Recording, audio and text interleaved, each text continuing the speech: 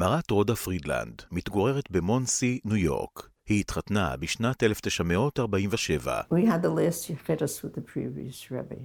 It was on a Thursday night and he died on a Shabbos. Rabbi Hecht was the one who took us into him. I was having problems. I couldn't have a child and I was not feeling so well. And Rabbi Hecht said we should go in and ask for a Brachah. Friedrich Rebbe had a radiance that as soon as you went into the room, you felt it. And Rabbi, he was also paralyzed. He had suffered terribly in Russia. And it was hard for him to talk. And Rabbi Hecht bent down and spoke into his ear. I remember the Rebbe saying to Rabbi Hecht, did they go to doctors? And Rabbi Hecht said, yes, they went to doctors, but the doctors say she won't have children. And the Rebbe laughed. His head went like this. He was paralyzed, but he moved his head. And he laughed.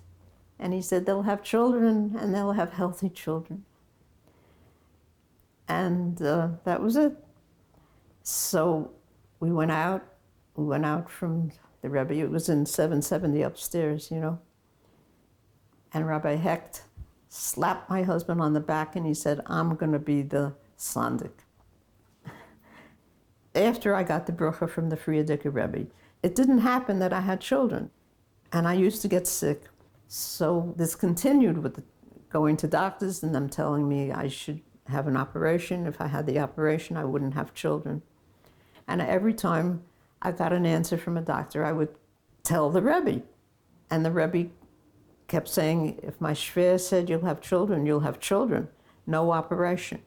At one point, I went into the Rebbe, you know, and he said, go see my wife's doctor. And I went to his wife's doctor. Now, this doctor was very, very ardent about my having an operation. She said, you can get very sick. This can be very bad for you. You must have the operation. So I went right from her office to 770.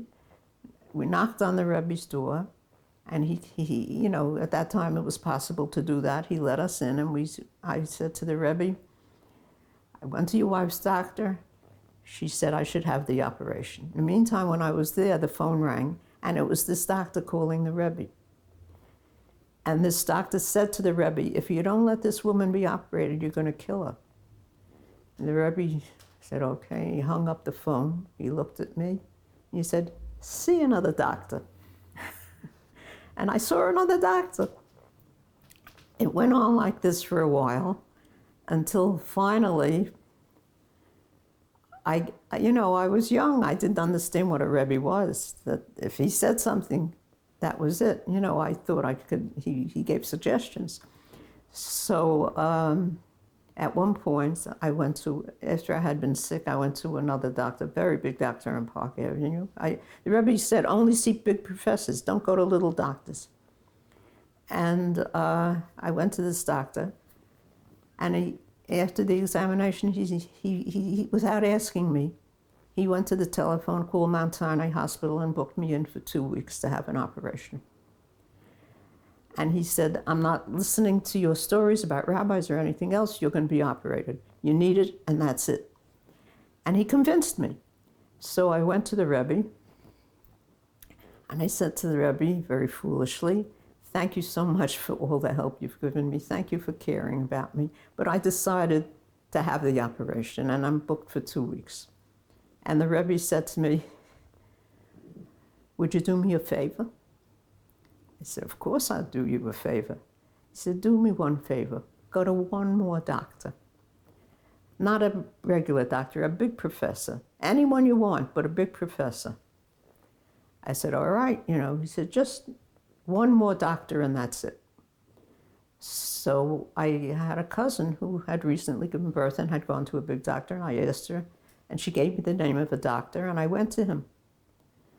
And after the examination, he said, I can understand their point of view. There are problems. He said, but also, what I want you to do is go home and get right into bed and not get out of bed for any reason, because you may be pregnant. And I went home, called the Rebbe and told him, and the Rebbe said, good. And I was. And I stayed in bed, and that's how my son Benjamin Mendel was born. I did him a favor. And Rabbi Hecht was Sandik. And then there were two more children.